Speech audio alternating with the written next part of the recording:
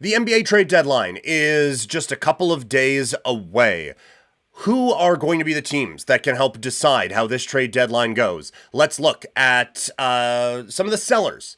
We'll look at the buyers later, but the sellers, these are the ones who I think can really affect how the next couple of days go in the NBA. And I'll start with the Miami Heat. I think it is time to refocus. They never rebuild out there. And it's not like you're starting from nothing. You have Bam, you have Hero, you have a couple of other younger pieces that I think kind of fit the Heat culture and all of those sorts of things. But it's time to get away from Jimmy Butler, and it is time to look to the future. And I'm not saying anything that they don't know. I think they want to trade Jimmy Butler at this deadline, and they want to be able to get out from that, get a couple more assets in there, and really reload going into next season. But I just think it's, I don't want to say imperative, but they are getting into this little middle ground where they're not getting the draft picks they need to get any difference makers, but they're also not threatening anyone to even advance to the second round.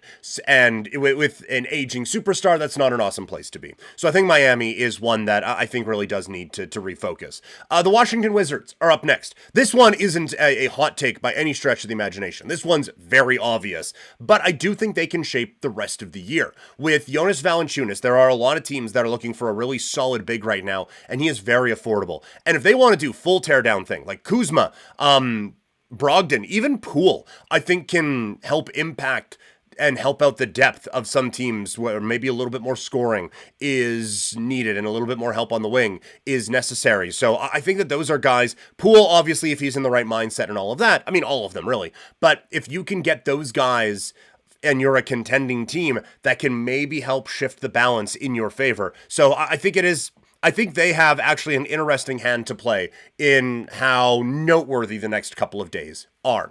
The Toronto Raptors. I had to put my guys on there. They actually do, I think, have some interesting pieces. Bruce Brown, they have been trying to trade him away basically the second they got him. And now you're coming up on the time where you kind of got to do it.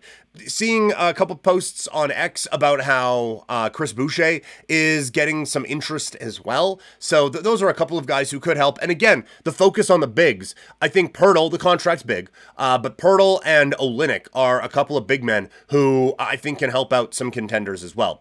And the last one, the focus of the football world is on New Orleans, but we're going to focus on the basketball team. This year's been a disaster with injuries and with everything like that. This is, I mean, Brandon Ingram is probably the best player available now.